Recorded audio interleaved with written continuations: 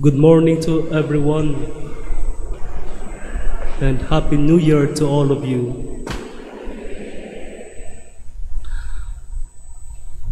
Our gospel today, while I was reflecting on it, I remembered a quotation like this: God would not be worthy of man's worship if he could be comprehended by man's wisdom. God would not be worthy of man's worship if he could be comprehended by man's wisdom. May mong wala na'y kahulugan, wala na'y meaning ang pagsimba sa tao sa Diyos kung ang Diyos natugkad na sa insakto sa tao, pinaagi sa iyang kaalam. I don't know if you get the point of this quotation, but to make it clear to you, I will give you an example. Dili ba, if we show magic to children, they will truly be amazed. Makurat sila, matingala, mahingangha. However, if we reveal to them the secret how we did that, then that magic, if we show that again to them, it will have no effect anymore. Wala na'y sense of wonder because the children already knew the secret about it.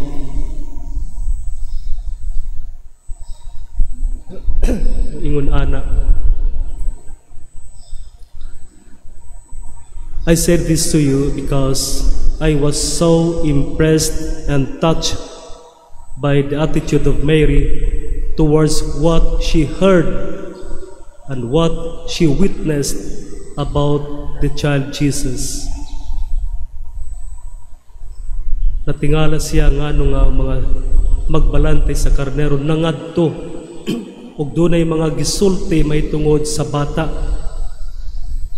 And the attitude of Mary towards it was she kept all these things reflecting on them in her heart. She kept all these things reflecting on them in her heart.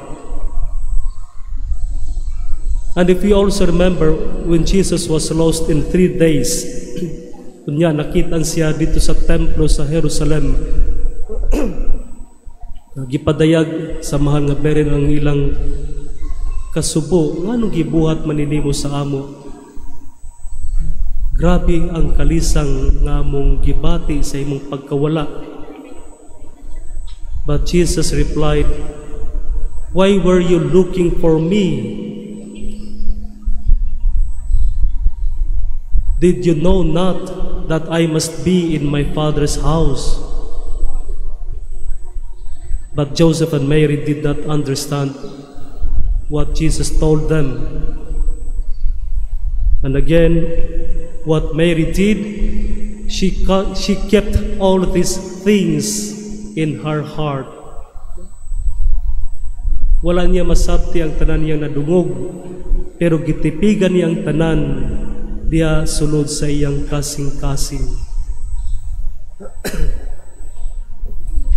You know, in our church, it is true that there are some who wanted explanations of everything about our religion.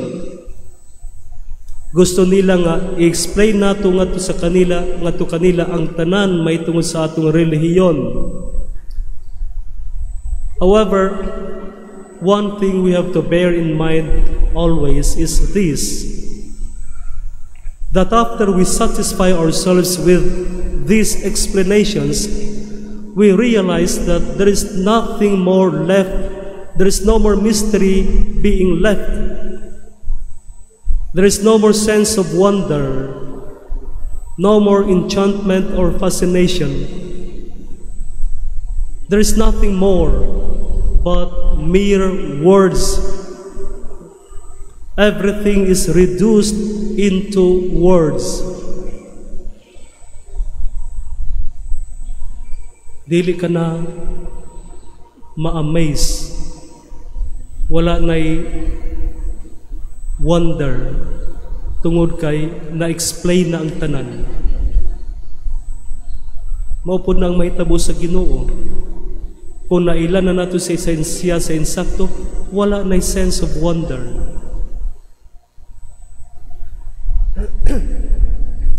If we recall the mystics in the past, mystic is a person who seeks by contemplation and self-surrender to obtain unity with or absorption into the deity or the absolute. Ang mistiko sa atong simbang Katoliko, daghan kita giilang ang mga mistiko. Sama pananglit na Saint Catherine of Siena, Saint John of the Cross, Saint Teresa of Avila. Agong uban nga mga sekta dunas of sila giilang nga mga mystic. Ug usab ang ubang mga relihiyon, ang Islam, Buddhism, Hinduism, dunas sila giilang mga mystic. Ang mystic mao ang tao nga naninguha sa insakto nga mahiusa siya sa divine being.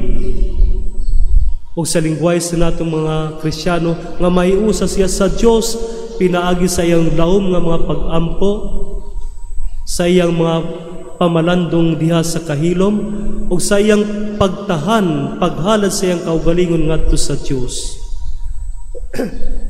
So if we recall the mystics in the past, it was presumed that they could share many things, that they could say many words because of their spiritual and mystical experiences. However, on the contrary, the mystics rarely shared about their knowledge of God. Actually, what all the mystics had in common was a profound consciousness that there is no such word or phrase that could explain the mystery of God. And because of that, in the depths of their hearts, there was a deep silence. Tungod niadto sa kinauyukan sa ilang kasing-kasing, naghari ang usa ka lawom nga kahilom.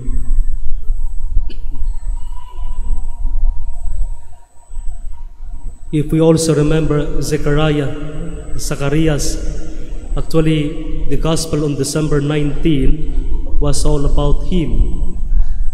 It is said that when Zechariah was about to burn incense in the sanctuary of the Lord, an angel appeared to him, bringing a good message for the couple, telling him that his wife, Elizabeth, despite her old age, would conceive and bear a son. And of course, that message of the angel was too mysterious for Zechariah. He could not see the whole plan. He could not grasp how it would happen. Tinuod, dili gayud ma-picture out, dili ma-imagine ni Zacarias kung sa unsang paagi kadto mahitabo, tungod kay nasayod siya nga ang iyang asawa nga si Isabel baog, og nga siya og si Isabel mga tigulang na. So unsaon man kana pagkahitabo? Zechariah doubted that message of the angel, and he even demanded that the angel should explain to him the details about it. And with that, the angel also told Zechariah, "Now you will become speechless and unable to talk because you did not believe my words. Tinuod, naamang gayud si Zacarias. Truly, it is sad to know that Zechariah remained mute until such day came when his wife gave birth to their son. It is sad to imagine that he was unable to speak for 9 months. Actually, kung ikaw mataw nga amang, madawat ra nimo kana sa imong pagdako. Pero kung ugaling ikaw mataw nga makasulti, unya pagtungtong nimo ani nga edad, ikaw maamang lisod kayo nimo na dawaton.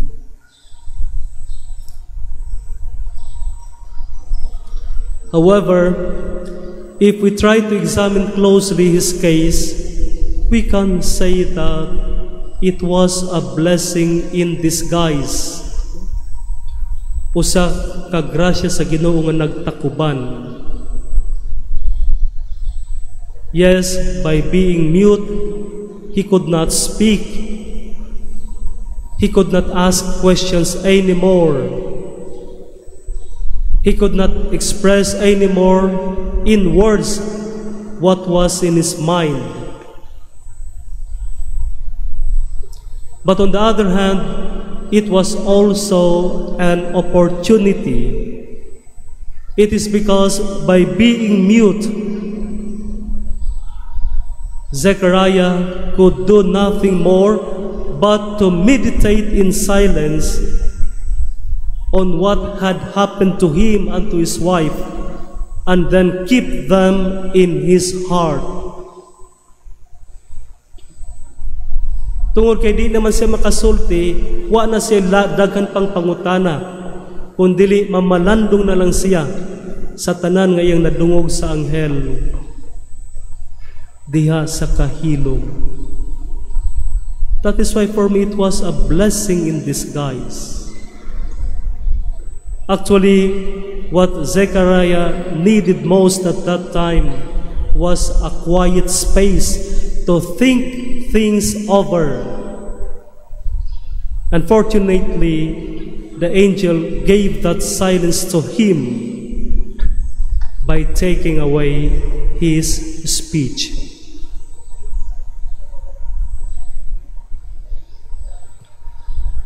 Sa kaso sa atong mahal nga berhen, sa dihang gipaabot sa iya sa anghel ang mensahe nga siya mahimong inahan sa anak sa Dios, lisod kaayo katusabton para niya. Pero daghan siya mga pangutana. Pero hibaw siya nga bisan og i-explain sa iya ang tanan sa anghel, di gihapon niya kadto masabtan. Mao nga mihilom na lamang siya og iyang gipamalandungan ang tanan diha sa iyang kasing-kasing.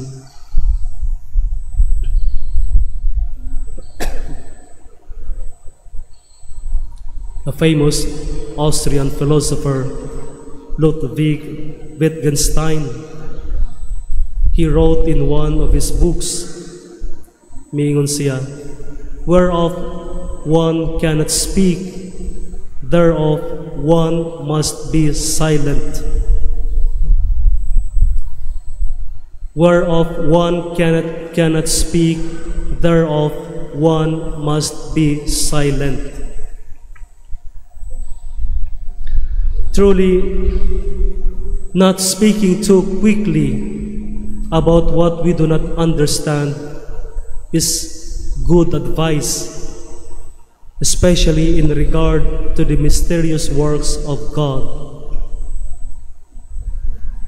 We have to remember always that respectful silence and contemplation are much, much better than ill-considered questions and explanations.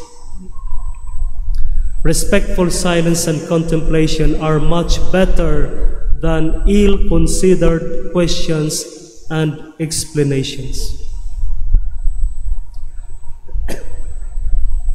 It is true that sometimes the most meaningful message comes to us through silence. For only a sincere heart can hear and understand words left unspoken. And most probably, this is also the reason why God chooses to be silent. For in silence, He can say that He cares us more than we could imagine.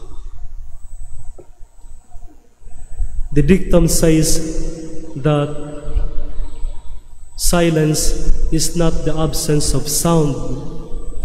It is the presence of what sound cannot express.